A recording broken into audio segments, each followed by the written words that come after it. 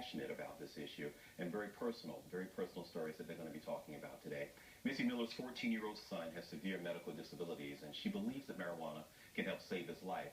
Sadly, Philip Joanna wasn't able to provide treatment for his own daughter, whom he lost back in December. We want to thank you both for being here with us today and for sharing your stories with us. Thank you so much for coming. And tell us about Sabina. Well, Sabina was born August 21st, 2012,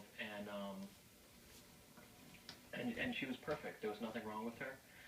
And shortly after her 6 months, she had her first seizure while we were at work, and we rushed home and brought her to the emergency room, and they did a CAT scan and an EEG, and nothing was wrong, and everything was fine. She's completely healthy, normal baby. And then 2 weeks later, she had another seizure, and then 2 weeks later, she had another seizure.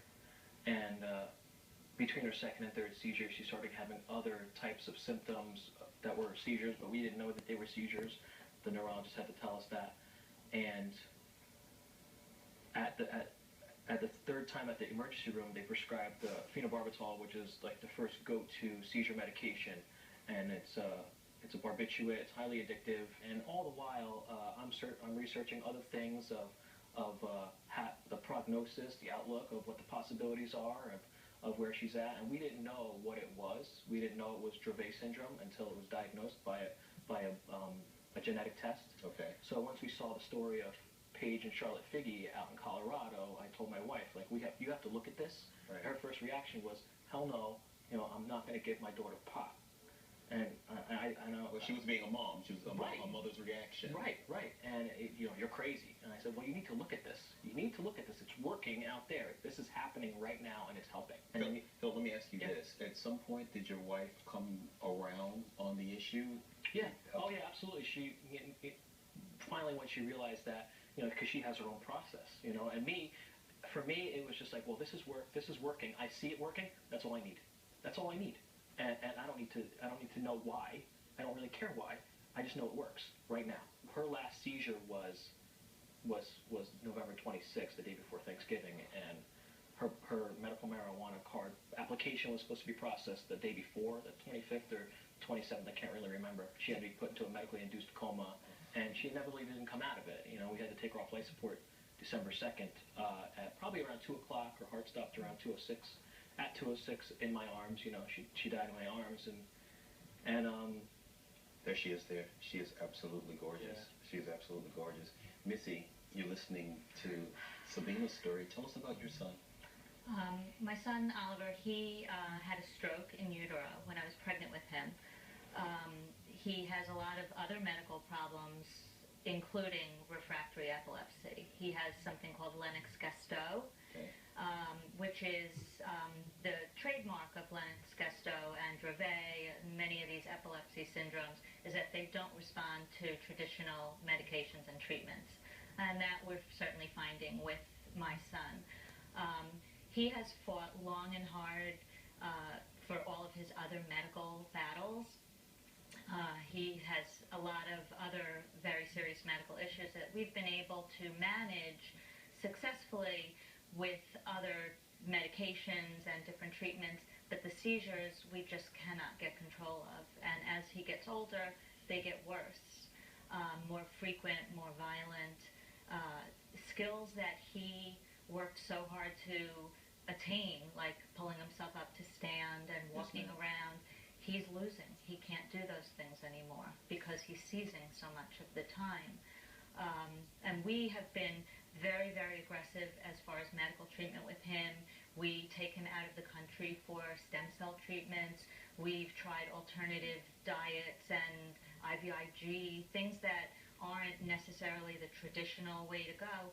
This is one of these alternative medications that we're hearing about, and we're not even allowed to try it because of where we live.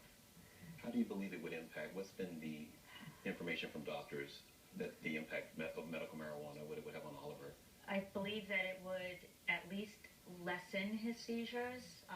We're not saying this is a miracle cure. It's a medication, and it's like any other medication. You have to trial and error it. You have to tweak and get your right dose. But most of the children that are taking this, like my son, the children who have the profile of my son, that their seizures don't respond to other medications, they are responding to this. They're having less seizures. There are a few children who their seizures have stopped completely. And more important, they're getting their lives back. They have better quality of life. They're more awake. They're not knocked out by seizures all the time. They're more focused. They're regaining skills that they had lost. We deserve the same chance at a life restored, but we can't get it here. Missy, why do you think people are afraid of it? Why is it the reaction of like what Philip said his wife may have had initially before she came full circle? I had the same reaction. I think part of that mental picture is that you picture marijuana and you picture, joints and bong hits and druggies and Jamaican music or radio right, something playing in the background. No, you're right. This is not that. My son can't even eat by mouth. He's not smoking anything. This is a medicine. It's in his particular case, it would be in an oil form. There are edibles.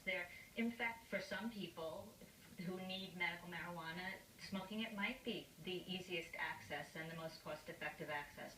For my son, it wouldn't be appropriate, but it doesn't matter how it's delivered. It's the medicinal value, and I think people are hung up on that, how it's delivered. They don't like the smoking aspect, and I think that they're hung up on that's for druggies and hippies. I've heard so much about it being a gateway drug. And Paige Figge, that little girl Charlotte from Colorado, her mom said it perfectly at the Mineola hearings where we testified. She said, this is not a gateway drug, it's an exit drug. That's right. It will allow our children to get off of these horrible medications. My son's 14, he's addicted to benzos and barbiturates that don't stop his seizures. Right. But we can't even get him off. This would allow us to get off of these drugs that are harming our children and not helping. It's really important that I just want people to know, in New York State, the Compassionate Care Act has been, which is a comprehensive bill that the Senate has, Senator Savino and Senator Gottfried have written, that would allow legal access to medical marijuana for severely ill patients. It has passed the Assembly 5 times. 88% of New Yorkers support medical marijuana. It is not being brought up on the Senate floor for a vote. Even though the overwhelming majority of New Yorkers want it, even though we are the people, we are speaking, our elected officials are not listening, and they're not bringing this up on the Senate floor for a vote. That's the roadblock here. That's what we need people to know. We need the people who are speaking to speak louder, say, why aren't you bringing this up on the floor for a vote? It's not a political issue. It's a medical issue. My son's doctors should be the ones who are deciding if he gets to try this, and they have all said yes. They watch Thank us. you. So I think they've heard you. May I shake your hand? Yes. So nice to meet you. Thank you. This